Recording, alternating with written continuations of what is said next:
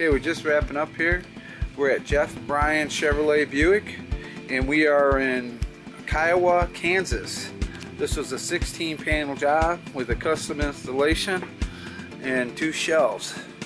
And this shows you their new tool room. We're up in a mezzanine, and they had these shelves over here when we got here, so we utilized them. We have all their fixtures and engine stand components on them. Down here are their non-current tools we've taken out. We broke them down by numbers. And these other 3 totes, we have their recommended tools broke down by numbers. This shows you their shelves. The lighting's not that great up here. They're waiting on electricians to get in here to do the lighting for them. This shows you their panels. These were black panels. They're custom panels, so it gives you an idea of how they come out. They were on 12-inch centers. This is a numerical tool system. Everything works by the numbers. It works from lowest to highest. So no matter what's in the alpha that's in front of it, you just think about the numbers and you just go from the lowest number to the highest number, which is perfect for GM. It's how they sequence out numbers.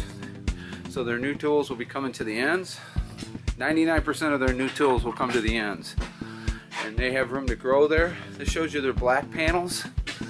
And let me push this down and I'll show you this again. Shows you what the panels look like. I wish our lighting was a little bit better up here for this, but you get the general idea. So we work for Jeff Bryan over here, just a great guy and a great team over here, and it's been a pleasure being here and working for these guys. But this shows you a sign that they're going to hang up down there for their specialty tools. And okay, with that, I'm going to thank Tool Organization for the job. I'm going to thank God for his help as always.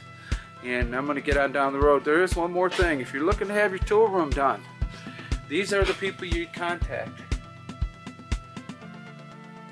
Even if you just need an evaluation about what you have, these are the people you contact.